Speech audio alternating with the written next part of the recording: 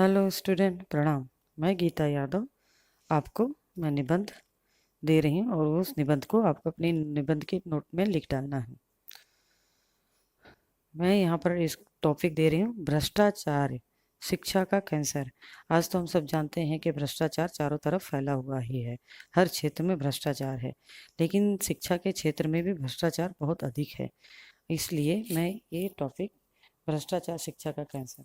कोई भी निबंध लिखने के लिए हमें 5 पॉइंट लेने पड़ते हैं। पहला तो इंट्रोडक्शन, जिसको हम हिंदी में प्रस्तावना कहते हैं। फिर विषय वस्तु में बताना, डिटेल से बताना। जो भी सब्जेक्ट है, जिस सब्जेक्ट पे, जिस टॉपिक पे हम निबंध लिख रहे हैं, उस टॉपिक पे हमें बताना होता है। फिर उसके बाद उसमें क्या क्या बुराइयां हैं, फिर उस बुराई को रोकने के लिए फिर उसकी अच्छाइयाँ क्या हैं, फिर लास्ट में उपसंहार होता है।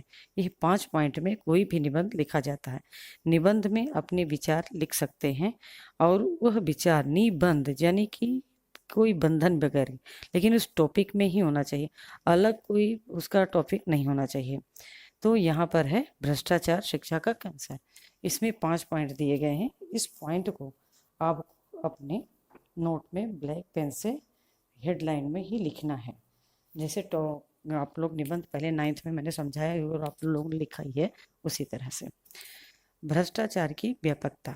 शिक्षा क्षेत्र में भ्रष्टाचार से खतरा, विभिन्न रूप, दुष्परिणाम, रोकने का उपाय, मुक्ति जरूरी। ये सब पॉइंट है, इसको ब्लैक पेन से लिखना। अब यहाँ से प्रस्तावना यानी इंट्रो, इसमें इंटर होना, निबंध में कोई टॉपिक पे इंटर होना।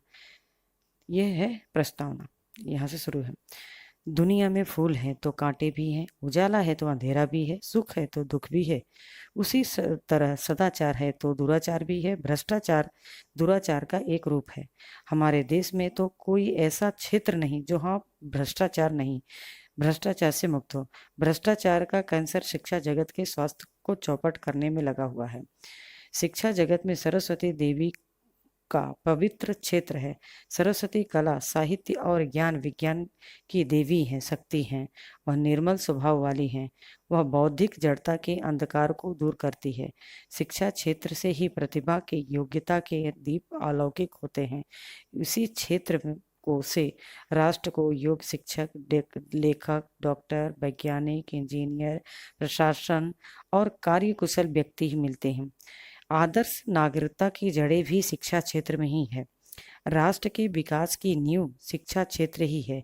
इसलिए इस क्षेत्र में भ्रष्टाचार का होना देश के लिए भीषण खतरा है। भ्रष्टाचार से सड़ रहा शिक्षा क्षेत्र राष्ट्र को कभी सुनहरा भविष्य नहीं दे सकता है।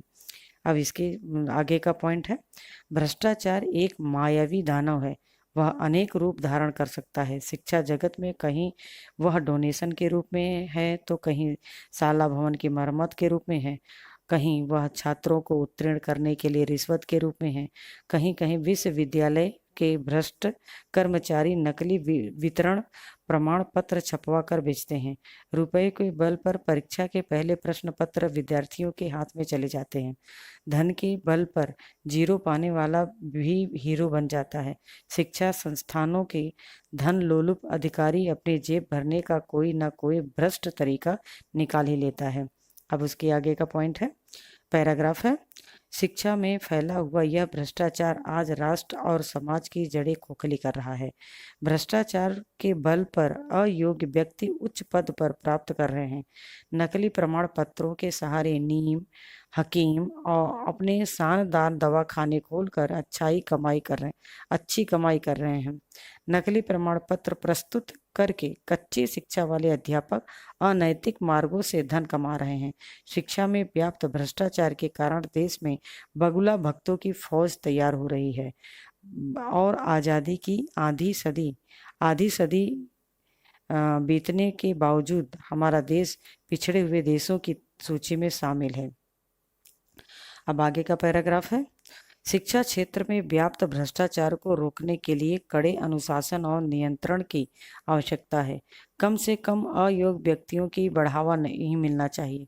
डोनेशन बंद होना चाहिए। योग्य अध्यक्ष और प्रतिभाशाली व्यक्तियों को क्षेत्र में के आगे का मौका मिलना चाहिए। शिक्षकों को उचित वेतन मिलने पर वे अनैतिक ढंग से कमाई करना बंद कर सकते हैं। इस क्षेत्र में अपराध करने वाले को कड़ा दंड मिलना चाहिए। समाज को शिक्षा के क्षेत्र को भ्रष्टाचार से मुक्त करने में सहयोग देना चाहिए। अब लास्ट का पैराग्राफ है, लास्ट का जो उपसंहार कहते हैं हिंदी में। शिक्षा में भ्रष्टाचार करना राष्ट्र की नींव को कमजोर करना है। कमजोर नींव पर राष्ट्रीय विकास की इमारत कैसे खड़ी हो सकती है? यदि इस स्वतंत्र देश को स्वस्थ रखना या रखकर प्रगति के पथ पर बढ़ना है तो उसे भ्रष्टाचार के कैंसर से मुक्त करना ही होगा। इसके लिए उपयुक्त सल क्रिया करने में ही बुद्धिमानी